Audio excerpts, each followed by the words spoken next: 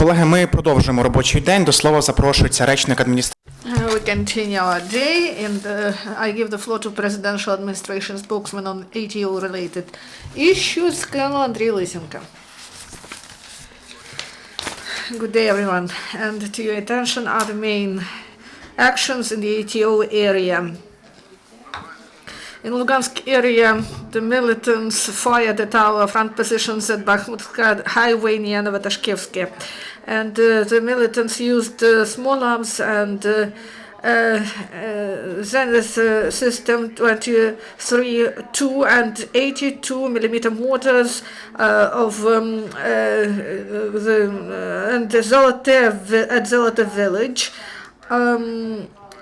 3 Ukrainian servicemen were injured and they died because of explosion device. And there's also a provocation near Popasnaya, small arms were used. In Donetsk area, for the first part of this week, the militants fired at our positions in Svetlodarska Duga. And it happened yesterday after midnight near Lazove village in Lugansk. And near Gorlovka, it was rather quiet, and they observed only one armed incident in Novgorodska village. The situation is volatile in the western suburbs of Donetsk, and the enemy regularly fire at our positions. They use small arms, grenade launchers, and also mortars. The most volatile situation is in Pisky during the day and in Mariinka during the night. In Mariupol area, the militants use small arms and they fire at our positions, and they use fire of small arms at our positions, and there were 2 episodes that happened near Granitna village. Also, there was a provocation in Shirokina. For about half an hour, the militants fired at our positions with small arms. If the situation deteriorates, to support our troops and save the lives of civilians, the commanders will be forced to return our artillery to the front positions, and the OSCE mission has been informed on that. And our ATO forces withdrew from the line of contact, and it was verified by OSCE mission. And there was no report of OSCE mission on the withdrawal of weapons by the enemy. On the information of the intelligence of our military forces, the Russian Federation servicemen refused to go to Donbass voluntarily. That's why Russian commanders forced them to go there, and they recruit them from those servicemen who committed crimes or violations. So they have a choice to be criminally responsible or to travel to Donbass. And when they go there, we see conflict situations in the militants' ranks. So Russia recruited people among servicemen among criminals or minor crimes. They promised them money, and Ukrainian SBU detained many such recruiters. In Ukrainian media, there are rumors that discredit Ukrainian military forces. As it was mentioned before, on the 7th of November 2015, there was only one serviceman who got injured by an explosive device. And at the same time, they now verify the information that was disseminated by the media that 15 servicemen were killed. So the fact of the death of the serviceman is verified, and the criminal responsibility, there is criminal responsibility for dissemination of improper information. So we ask journalists to verify the information properly and address to official sources. SBU detained the militants and their accomplices. In Mariinka town of Donetsk Oblast, the SBU detained the head of one of divisions of DPR.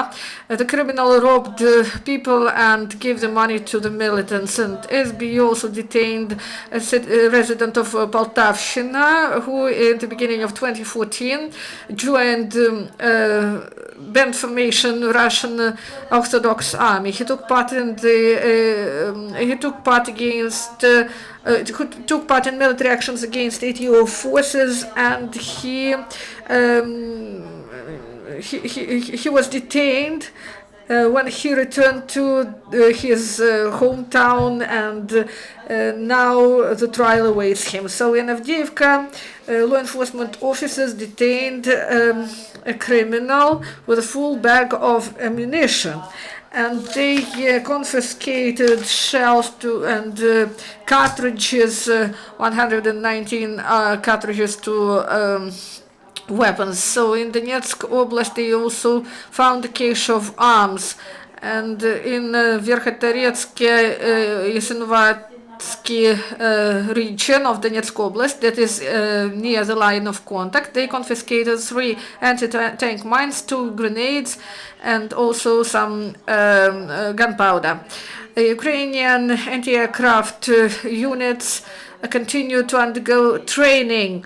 Those who take part in the ETO operation, they work with them. They are trained in organization of communication and other maneuvers. And they continue the rotation of Ukrainian servicemen in the ATO area. 95% of law enforcement officers from Ivano-Frankivsk Oblast traveled to Mariupol to maintain law and order, and all they are all experienced and skilled and are ready to complete the tasks. And now, today we celebrate the day of paratroopers. 123 paratroopers were sworn in, and they will undergo they will serve in the divisions of the army, and they also got their military flag, and they protect law and order and peace in Mariupolsk area. Do you have some questions or comments? Now, introduce yourself. Lena Kameraniska, ICTV channel. As to the news, you said the day before yesterday that 5 servicemen were killed. But we have an information in the media that only one person died in the action, and 4 servicemen just that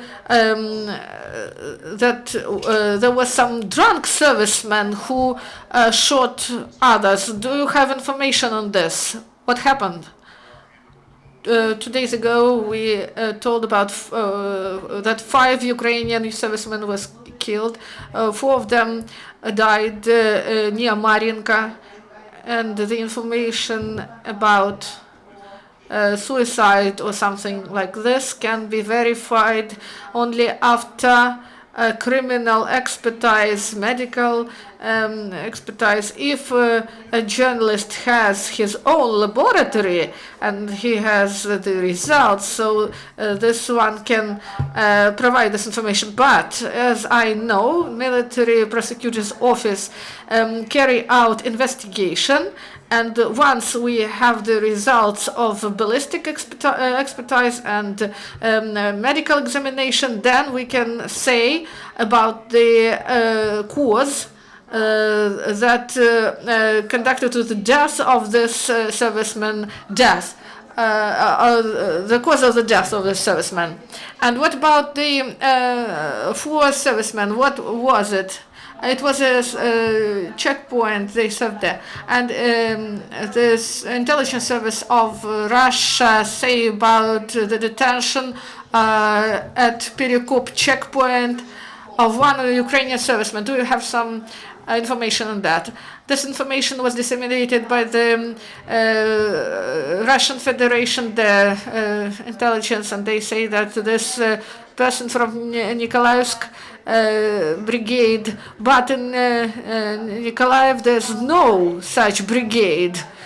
So we verify this information, and if someone from the servicemen got to the territory of the enemy, this information will be provided to you. But there's no 28th Brigade in Mykolaiv, and never was. Do you have some other questions or comments? If there's no questions or comments, thank you, Colonel.